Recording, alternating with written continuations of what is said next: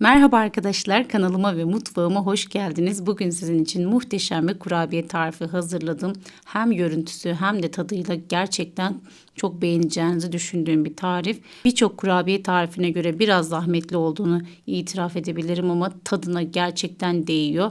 Zahmette rahmet vardır diyerek kolları sıvıyoruz ve hemen tarifimize başlıyoruz. 3 tane elmamızı güzelce soyuyoruz ve rendemizin kalın tarafıyla rendeden geçiriyoruz. Üzerine 1 su bardağı toz şekerimizi de ekledikten sonra güzelce karıştırıyoruz ve ocağa gönderiyoruz. Orta ateşte elmalarımızı yumuşayıncaya kadar pişiriyoruz. Elma kabuklarımızı da hiç ziyan etmiyoruz. Onunla da güzel bir çay demleyip afiyetle içiyoruz arkadaşlar. Diğer taraftan da kuru yemişlerimi güzelce yıkadım ve minik minik doğruyorum. Yaklaşık 5-6 tane kuru incirim, 5-6 tane kuru kayısım, 3-4 tane bütün cevizim var arkadaşlar. Bir avuç kadar da kuru üzümüm var. Bu meyvelerimin tamamını minik minik doğruyorum. Üzümler hariç onları sadece yıkadım arkadaşlar. Olabildiğince küçük doğrayın ki elmaların içerisine girdiğinde şişeceği için zaten hacimleri büyüyecek arkadaşlar. Mümkün olduğunca küçük doğramaya dikkat edin. Cevizlerimi de özellikle doğrayarak yapıyorum. Dişe gelsin istediğim için. İsterseniz siz robottan da geçirebilirsiniz. Elmalarım yumuşamış, şekerim erimiş ve suyunu da çekmiş arkadaşlar. Bu aşamadan sonra bütün hazırladığım meyveleri içerisine alıyorum. Sıralama fark etmeksizin ben önce kuru üzüm, hemen ardından kuru incir, kuru kayısı ve doğradığım cevizlerimi alıyorum. Üzerine de tarçın ilave edeceğim. Damak tadınıza göre oranı arttırabilirsiniz. Tarçın gerçekten çok yakışıyor. Ben yaklaşık bir tatlı kaşığı kadar tarçını üzerine ilave ettim. Şöyle bir karıştırdıktan sonra kapağını kapatıyorum. Ocağın altında kapatıyorum. Kendi halinde soğumaya bırakıyorum. Diğer taraftan da hamuruma başlıyorum hemen. Oda ısısında 250 gram kadar tereyağım var. Siz isterseniz bu aşamada margarin de kullanabilirsiniz. Üzerine 1 çay bardağı ayçiçek yağı, 1 çay bardağı yoğurt. Ben ev yoğurdu kullandım. Bir tane yumurtanın sarısı, beyazını da üzerine kullanıyoruz arkadaşlar. Onu kenara ayırdım. Bir paket şekerli vanilim ve bir pakette kabartma tozumu ilave ediyorum. Ve hamurumu yoğurmaya başlayacağım. İlk aşamada şöyle unumun bir kısmını ilave ediyorum.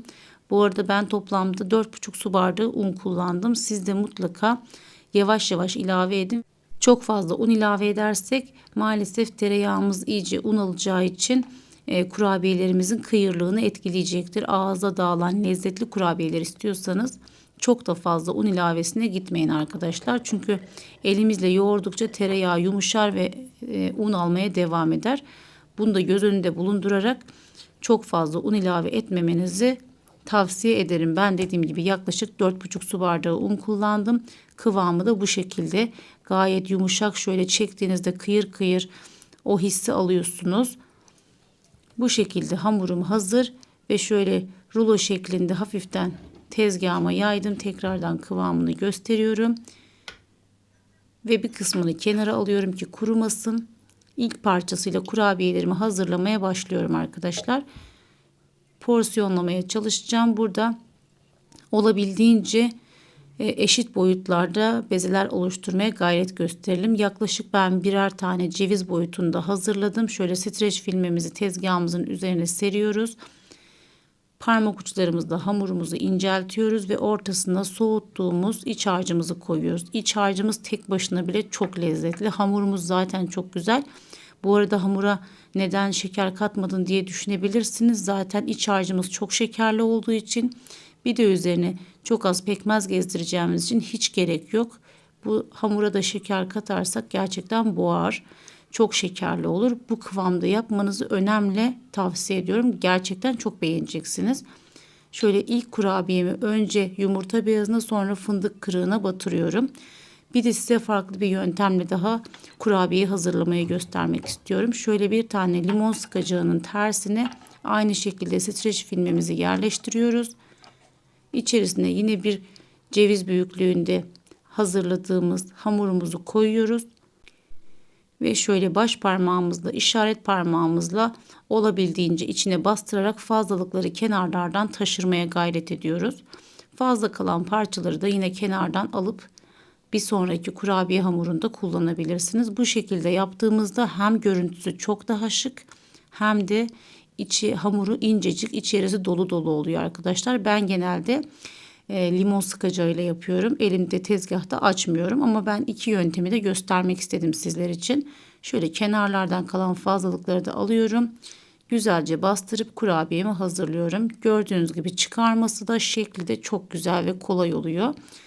Aynı şekilde ilk kurabiye yaptığım gibi onu da yumurta beyazına buluyorum ve fındık kırığına batırıyorum. İsterseniz bu aşamada yer fıstığı, ceviz veya farklı sert kuru yemişleri de kullanabilirsiniz. Hiç fark etmez. Zaten üzerine pekmez döktüğümüz için çok da lezzetli oluyor. Şu şekilde de ikisinin de görüntüsünü göstereyim. Kararı siz verin nasıl yapmak istediğinizi.